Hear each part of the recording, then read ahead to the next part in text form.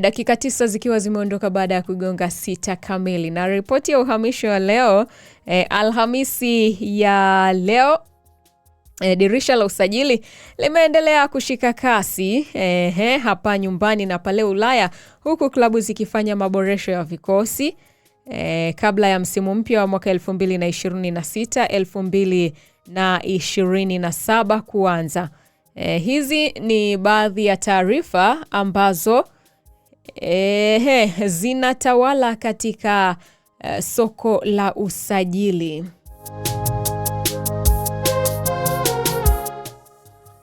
Yanga yenyewe imeendelea kuwa miongoni mwa klabu zinazofanya kazi kubwa la dirisha la usajili. Uongozi unalenga kuongeza ushindani katika safu ya ushambuliaji na kiungo na ulinzi ili kutetea uongozi wa Yanga wenyewe umelenga kuongeza ushindani katika safu ya ushambuliaji, kiungo na ulinzi ili kutetea mataji ya ndani na kufanya vizuri kwenye mashindano ya CAF. Ndio, kuna majina kadhaa ambayo yanahusishwa na Yanga, lakini sio yote ambayo yameshakamilika rasmi. Kuna ambayo baadhi tayari wamekamilisha na mengine bado. Elias anasema na kupata vizuri dada, Mungu akubariki katika kazi yako. Amina Elias. Nashukuru sana kwa ujumbe wako.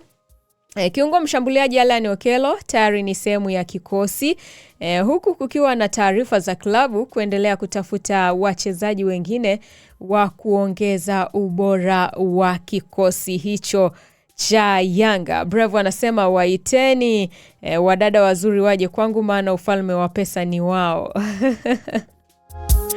Haya bwana Bravo, asante kwa ujumbe wako. Nikigeukia hapa kwenye hii klabu ya Yanga ni kwamba taarifa mbalimbali pia zinaeleza kuwa Yanga inaendelea na mazungumzo ya kuwasajili baadhi ya nyota kutoka Afrika Magharibi, lakini bado hakuna uthibitisho rasmi. Taarifa bado hazijarasimishwa kabisa, lakini zikiwa rasmi basi taarifa zitatolewa na klabu husika.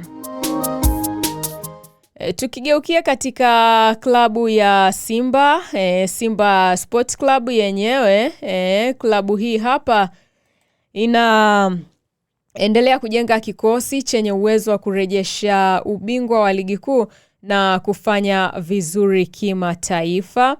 Mr. Yepo anasema na kupata vizuri kutoka Muscat, Oman. Ubarikiwe sana. Asante sana Mr. Yep.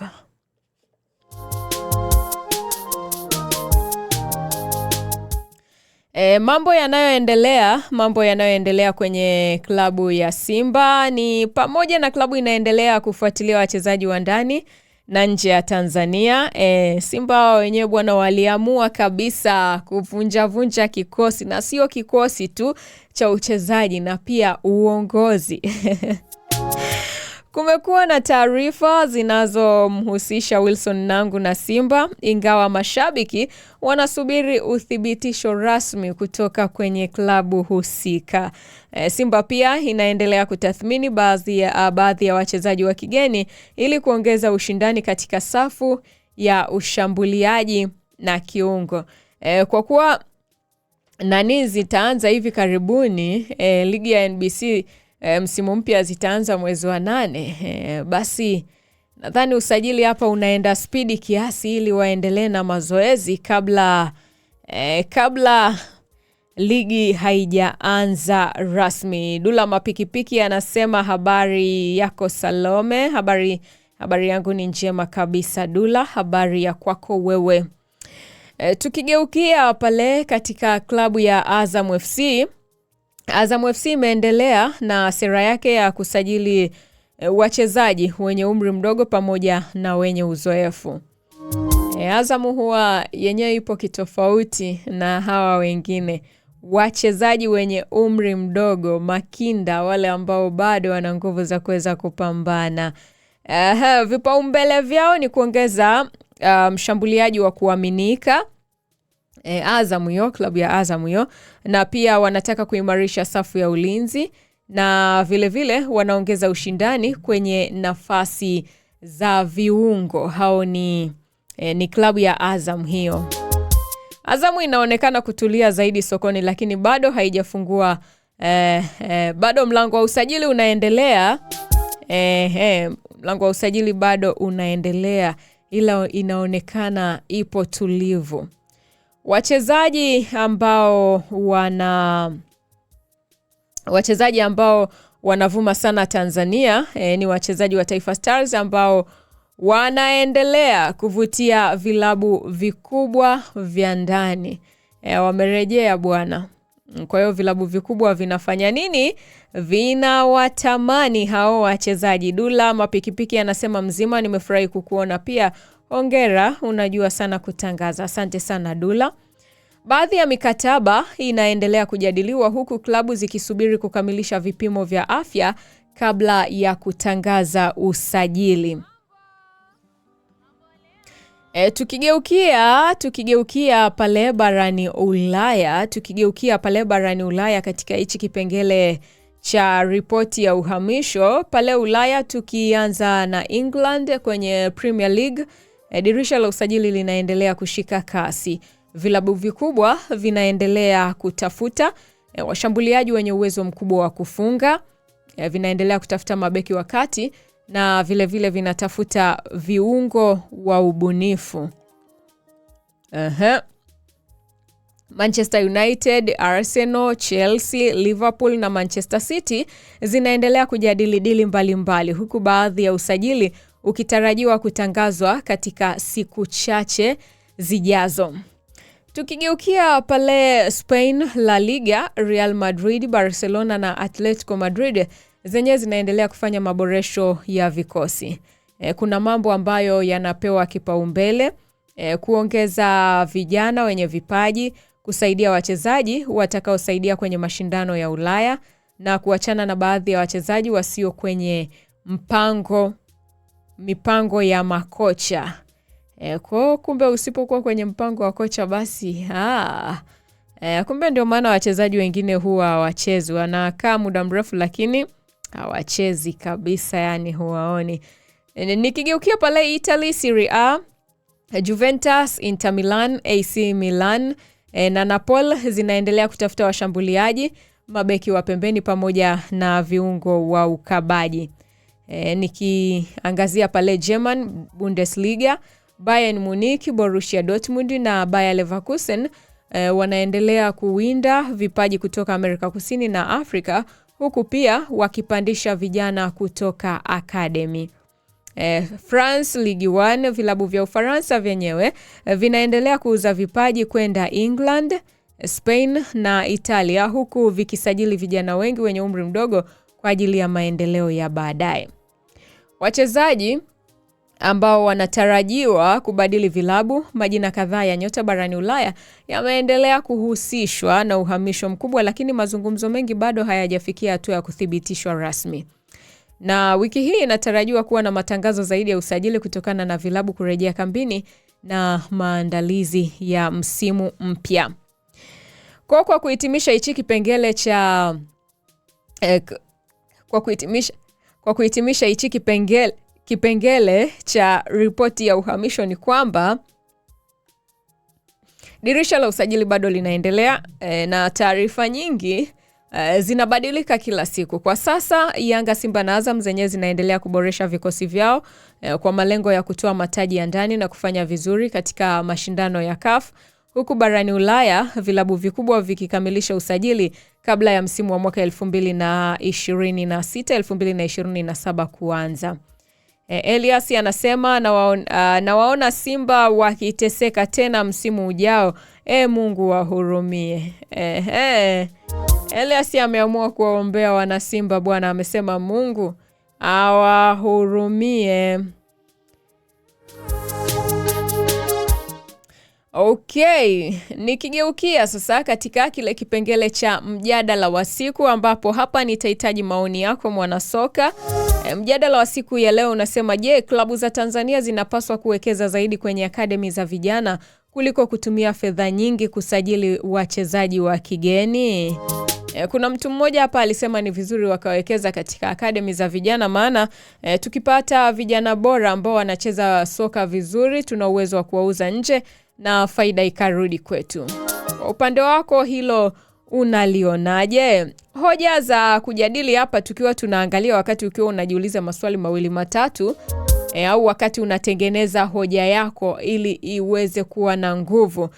Kuna maswali kadhaa ya kujiuliza, kwamba kujenga akademi bora kutasaidia kupata vipaji vya kudumu na kupunguza gharama za usajili. Kwamba sawa, kwa kuwa yuko hapa basi gharama zinaweza zikapungua. Hayo ni maswali ya kujiuliza. Swali jingine ni pamoja na wachezaji wa kigeni bado wana mchango mkubwa katika kuongeza ushindani na mafanikio ya klabu ya Tanzania. Ni lipi lina faida zaidi kwa maendeleo ya soka la Tanzania? Kuendeleza vipaji vya ndani au kuendelea kutegemea usajili wa nje? Lipi lina manufaa? Kuendeleza vipaji vya ndani au kutegemea usajili wa nje? Klabu zipi zina mfano mzuri wa kuendeleza vijana na zipi zinahitaji kubadilika? Hayo ni baadhi ya maswali ambayo mwanasoka unapaswa kujiuliza wakati ukiwa unatafakari ni kuendeleza akademi za vijana au ni kusajili wachezaji wa kigeni.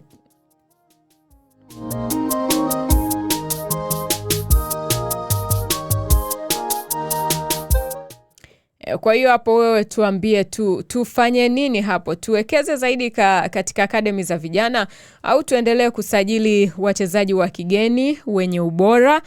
Vyote viende sambamba kwa uwiano, kwamba huku tunawekeza kwa akademi za vijana na nusu nyingine tunawekeza kwa wachezaji wa kigeni, au inategemeana na uwezo wa kifedha wa klabu, kwamba klabu kama ina uwezo wa kumsajili mchezaji wa kigeni kwa pesa nyingi basi msajili, au kama klabu ina uwezo wa kuendeleza vijana katika akademi iweze kufanya hivyo, au kama inaweza kufanya vyote kwa pamoja basi ni hivyo. Maoni yako ni yapi? Shusha maoni yako hapo na sisi tupate kujifunza.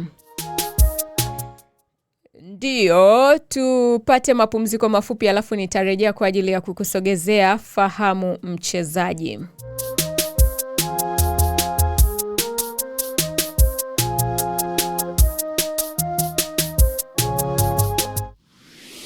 Kila sauti ina thamani. Karibu Tanganyika Productions. Sisi ni wataalam wa audio recording, mixing and mastering services na matangazo aina zote. Tunakupa sauti safi, nzito na ya kiwango cha juu. Tanganyika Productions. Forward ever. Tanganyika Productions. Msikilizaji wa Imbanasi Radio, kila siku saa 2:30 mpaka saa 3 kamili asubuhi kwa saa za Afrika ya Mashariki, tunaungana na idhaa ya Kiswahili ya Radio France International kwa ajili ya kupata habari na makala mbalimbali. Usikose kusikiliza Imbanasi Radio kila siku.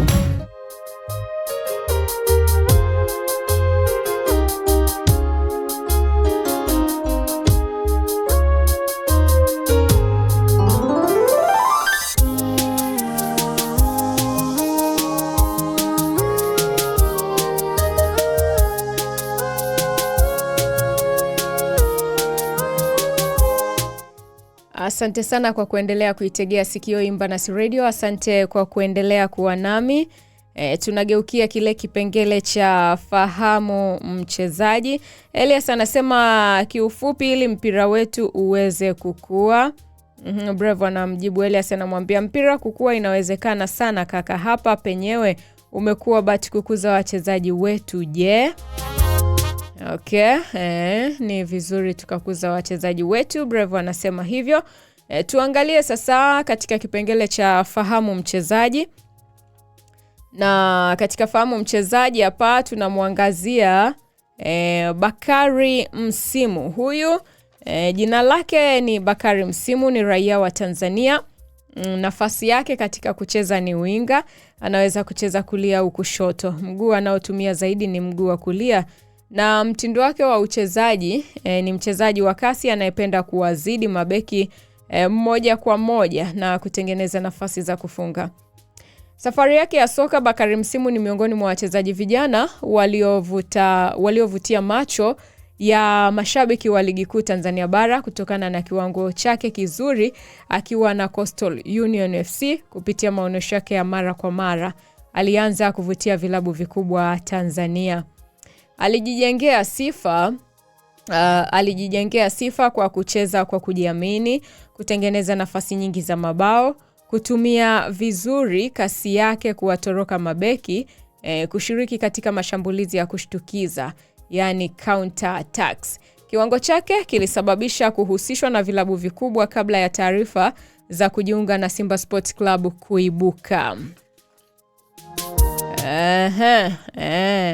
Huyu ni miongoni mwa wale wachezaji ambao wanahusishwa na Simba kwamba Simba inataka kumsajili huyu kiungo.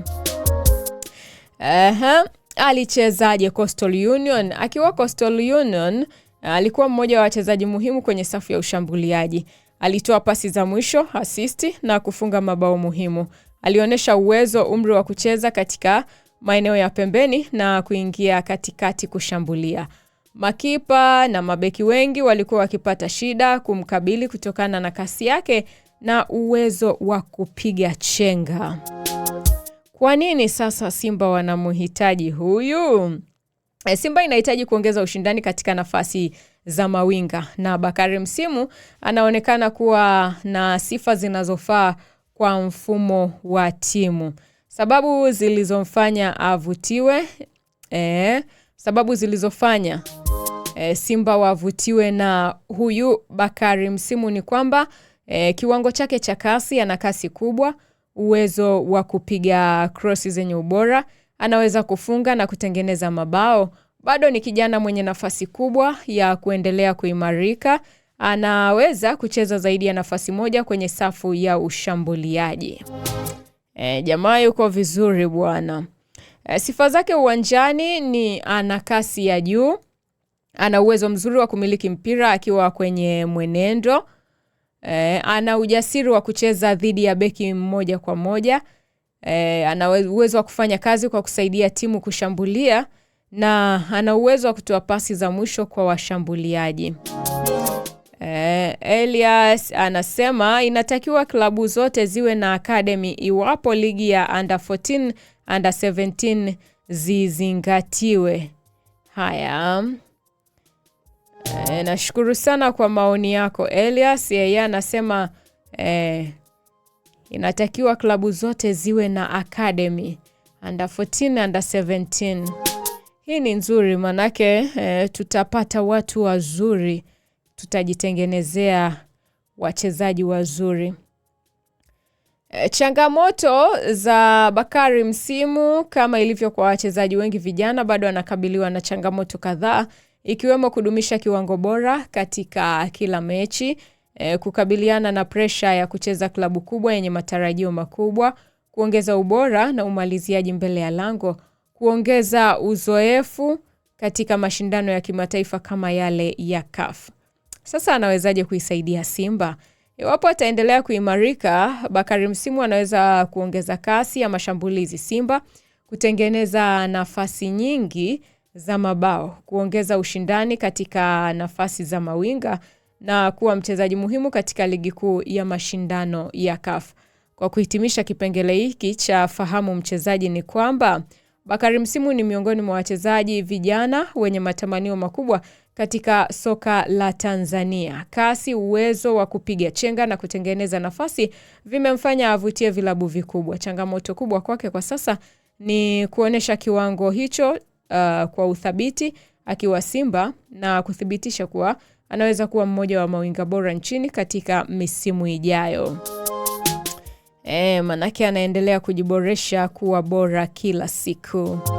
Hicho ni kile kipengele cha fahamu mchezaji, na nimekusogezea mchezaji Nimekusogezea mchezaji huyu anayekwenda kwa jina la Bakari Msimu ambaye anatajwa pale Msimbazi.